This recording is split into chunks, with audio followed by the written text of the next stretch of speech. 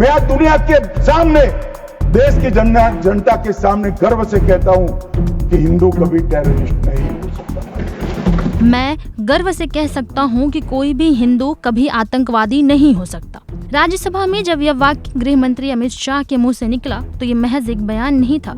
इसकी गहराई अगले ही दिन यानी कि आज और तेज हो गई, जब मालेगांव ब्लास्ट केस में एनआईए कोर्ट ने सभी आरोपियों को सबूतों के अभाव में बरी कर दिया। इन सब के बीच एक नाम फिर से सुर्खियों में लौट आया, जिस शख्स का नाम है आरवीएस मणि। गृह मंत्रालय में पूर्व अंडर सेक्रेटरी रह चुके मणि ने सबसे पहले खुलकर कहा था कि हिंदू आतंकवाद जैसी कोई थ्योरी होती ही नहीं है, बल्कि यह एक गढ़ा हुआ राजनीतिक नैरेटिव है। और उन्होंने यह सिर्फ कहा ही नहीं, बल्कि अपने दावों को तथ्यों, फाइलों और मंत्रालय के दस्तावेजों के जरिए अपने चर्चित किताब Hindu terror, insider account of ministry of home affairs में दर्ज भी किया। वन इंडिया से खास बातचीत करते हुए आरवीएस मणि ने कई तथ्यों का खुलासा किया।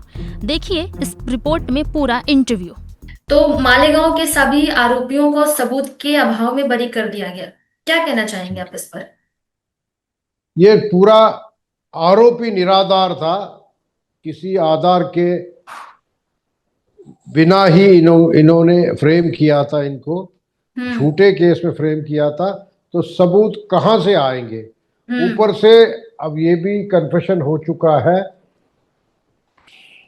जो न्यायपालिका न्यायाधीश ने ये रिकॉर्ड में लाया है कि कुछ साक्ष्य जो है डंडा मार के, मतलब पनिशमेंट करके, दंड के डर से रिकॉर्ड किया गया था तत्कालीन एटीएस के लोगों ने। तो वो भी एक जब रिकॉर्ड में आ जाता है। और एक और बहुत महत्वपूर्ण मुद्दा है, जो आरोप का अनुमोदन होता है, प्रोसिक्यूशन सैंक्शन बोलते हैं। प्रोसिक्यूशन सैंक्शन के बारे में जिस अधिकारी ने उसको दिया था वो अनुमोदन, उन्होंने कोर्ट में कन्फेस किया है मार्च 2023 में कि उन्होंने निराधार तरीके से तत्कालीन महाराष्ट्र के गृह मंत्री के आदेशों के ऊपर उन्होंने ये अनुमोदन दिया। इसमें कितना मेरिट है इसका कोई विश्लेषण हुआ नहीं था कोर्ट में। इन तमाम सारी चीजों को मद्देनजर रखते कोर्ट इस निर्णय पर पहुंच गई है। ये निर्णय का क्या चीज है, हमें तो पहले ही पता था कि जितने भी तत्व ये आगे केस पेश कर रहे हैं उसके लिए न प्रमाण रख पाएंगे न साक्ष्य को सपोर्ट करेंगे। सर, इस पूरी जब ये मालेगांव के ब्लास्ट का केस हुआ था, उस पूरे केस के दौरान एक शब्द जिसे पूरे देशवासियों ने सुना, वो शायद भारतवर्ष के लिए भी एक पहला बहुत नया शब्द था, हिंदू आतंकवाद। कैसे देखते हैं हिंदू आतंकवाद को और क्यों इतना चर्चे में आ गया था ये शब्द? क्योंकि राज्यसभा में कल अमित शाह ने भी कहा कि कोई भी हिंदू आतंकवादी नहीं हो सकता है, और उसके बाद आज एनआईए ने इन सब लोगों को बरी कर दिया जो आरोपी थे। देखिए, हिंदू आतंकवाद कभी था ही नहीं। और मेरे जो पहला ग्रंथ है जो इंग्लिश में मिथ ऑफ हिंदू टेरर, फिर उसका अनुवाद हिंदी और मराठी में भी आया। हिंदू आतंकवाद टोटका कह के मराठी में, हिंदू आतंकवाद का ब्राह्मण कह के हिंदी में है। इन सब में आए, इसमें बड़ा साफ सुथरा स्पष्ट किया गया है, आधार सहित प्रमाण सहित ये साफ साफ बता दिया गया कि ऐसा कोई चीज था ही नहीं, कि हिंदू आतंकवाद कोई चीज थी नहीं जिसको इन्होंने जबरदस्ती पनपने की, उन्होंने जबरदस्ती देने की बात की है। तो इसलिए इसमें कुछ हम कर ही नहीं सकते थे, ये बड़ा साफ सुथरा है, ठीक है ना। जब मतलब इसमें जो परिवार का जो नुकसान हुआ, इस परिवार में जो लोग मारे गए, इस घटना में जो लोग मारे गए, तो इस पे आप इस चीज को आप कैसे देखते हैं कि मतलब किसी ना किसी ने ब्लास्ट कराया था ना, किसका हाथ हो सकता है, या इस पूरी घटना को मैंने ये भी अपने ग्रंथ में कहा, अहले हदीस एक संगठन है जो इस्लामिक लोगों से, बड़े कट्टर इस्लामवाद से, रेडिकलाइज इस्लामवाद से अपना वो रखता है। उन्होंने किया था, न केवल मैं बोल रहा हूं, पीके जैन एडिशनल डीजी जो तत्कालीन आईजी नासिक थे, जिनके अंडर ये सब आया था, उन्होंने भी कई बार बोला है अहले हदीस ने किया है। न केवल इस 2008 सबका 8 दिसंबर 2006 में भी एक हुआ था, उसमें भी अहले हदीस का ही हाथ पाया गया था। तो इसलिए इसमें कोई भी दो मत हो ही नहीं सकती। सर और वो आपने बड़े बहुत करीब से इस चीज के बारे में रिसर्च भी किया और इस जानते भी हैं, जैसे मुंबई ताज होटल पे हमला हुआ था, कैसे देखते हैं उस चीज को? थोड़ा सा हमारे दर्शकों को भी बताइए कि क्या हुआ था उस दौरान पे।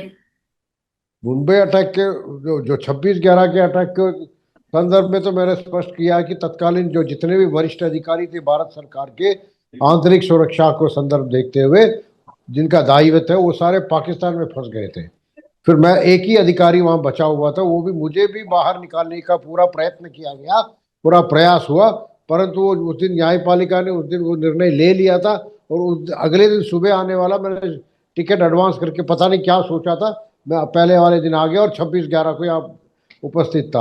अन्यथा ज्यादा क्षति होती, कोई कंट्रोल रूम होता नहीं, कुछ नहीं होता, तो ज्यादा क्षति हो सकती थी, यही मेरा कहना था।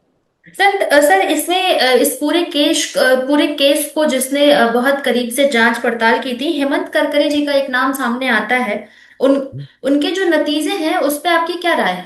हेमंत करकरे की जांच के उनके नतीजे जो निकले। ये हेमंत करकरे ने कितना जांच किया ये तो किसी को भी ज्ञान में नहीं है, परंतु एक चीज मैं बता दूं, हेमंत करकरे ने जितने भी अवैध तरीके से हिरासत में लिए गए थे, कारावास में रखा था अवैध तरीके से, क्योंकि अब तो साफ हो गया, उनके साथ प्रताड़ना बहुत की है।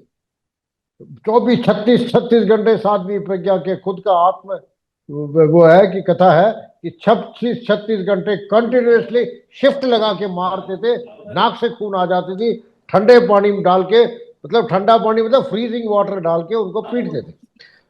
कर्नल साहब को भी किया, मेजर उपाध्याय के, सबके साथ किया, कि आप इसको कल्पना नहीं कर सकते जी, इतनी बुरी तरह से मारते थे, और क्या है कि इसका कुछ नहीं कर सकते।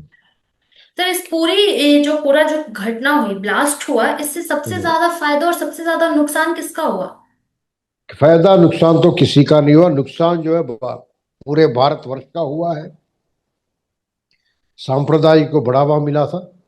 जी सर। जो सांप्रदायिकता से जो संप्रदाय ये काम करती थी, उनको और भी प्रोत्साहन हुआ कि हम ऐसे ऐसे आतंकवादी हमले करते रहेंगे और उसके लिए हिंदू सजा काटते रहेंगे।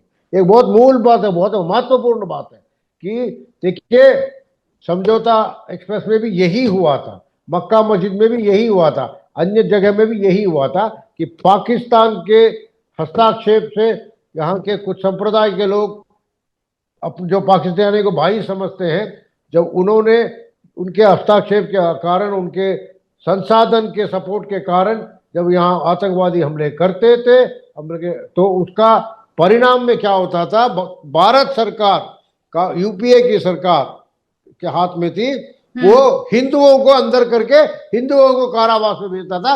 इसका मूल संक्षिप्त तरीके से बोलना तो यही परिणाम हुआ, ये नुकसान हुआ ना। इसमें नुकसान किसका है, नफा किसका है, आप देख सकते हैं।